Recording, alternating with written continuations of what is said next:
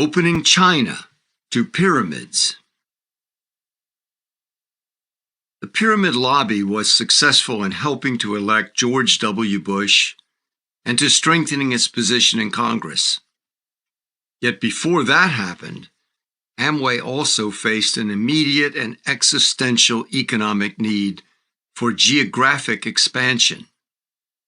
Having penetrated almost every other part of the world, Amway was running out of new markets to penetrate and churn into saturation with its endless chain proposition.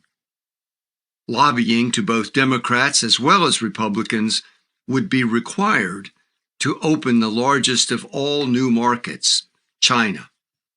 Creating a kind of ironic circle, Karl Renborg's journey to China in search of commercial opportunity was now being repeated. Amway, founded by two Neutralite recruiters who defected and took thousands of downliners, acquired Neutralite in 1972, just a year before Renborg's death.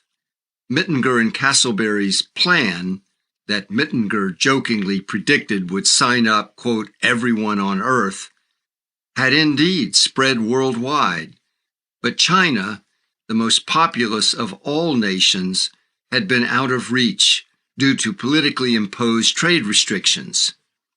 This had to change for Amway's survival. Quitting rates always threatened to outpace recruiting. Reaching China's massive population could not wait for the 2000 presidential election. Amway and a few other MLMs entered China in the mid-1990s under auspices of the Clinton administration's Department of Commerce.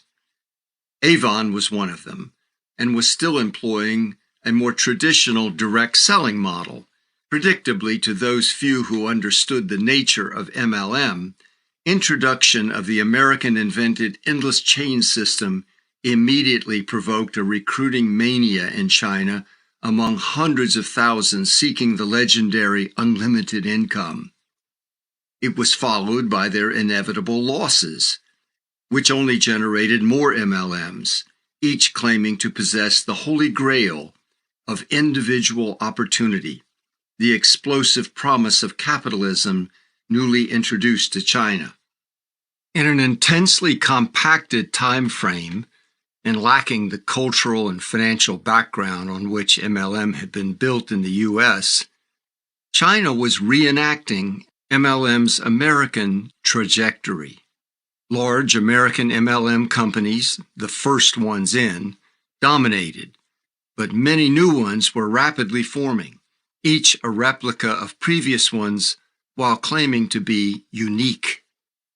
The migration of millions of people from failure in one MLM to failure in another was exploding in China, as it has in the United States. The idea that MLM was merely a pretense of capitalism was even more unthinkable in China than in the U.S. Undoubtedly, Chinese enthusiasts had been told of what Ronald Reagan had said of Amway and multi-level marketing. Quote, "You really are capitalism in America," he said. The famous statement was delivered at a Reagan campaign rally for Amway distributors, May 1980, and famously quoted in Phil Kern's Fake It Till You Make It, the first book to expose MLM. Reagan spoke at various MLM events. In Amway, The Cult of Free Enterprise, Stephen Butterfield wrote, quote, "The Amway drive for Reagan had all the histrionics of a Billy Graham crusade." MLM promised to be not the capitalism of the sweatshop, textile mills, and electronic device assembly plants, but the heavenly gates of Wall Street, Las Vegas, and Madison Avenue combined. Equity, self-employment, compounding returns without more work, and the treasures of capital gains, finally coming to the laboring classes.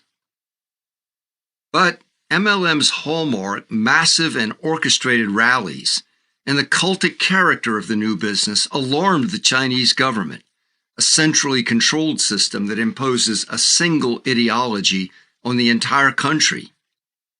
claiming the new MLMs were, quote, sects and cults that spread superstition, the communist government banned MLMs through a national law against pyramid sales schemes.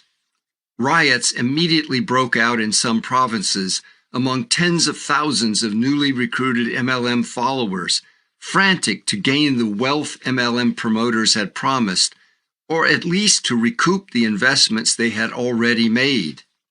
A 1998 Chicago Tribune article, U.S. hopes China will ease direct sales ban, quoted a local Chinese newspaper story that in one scheme, quote, 70,000 people surrendered their savings to a selling scheme based on cashmere sweaters. One person committed suicide after the company failed to meet its promises of riches, the newspaper said. Other operations seem to be evolving into virtual cults. MLM's endless chain model was invented in the U.S. It produced similar consumer manias and caused the same scale of losses in America. Several books had already been written about Amway as a cult, depicting MLM owners as cult leaders. Yet the Chicago Tribune article quoted an Amway official claiming the chaos, losses, frauds, and personal tragedies taking place in China were connected only to foreign or China-based MLM companies, not to U.S.-based Amway. Amway, it noted, is, quote, by far the largest U.S. company operating in the direct selling market of China. It has 80,000 distributors. U.S. Trade Representative Charlene Barshefsky, who was appointed by Democrat Bill Clinton, appeared to agree with Amway. She intervened on behalf of the U.S. MLM industry to have the ban lifted, at least on American companies that were prototypes of all others.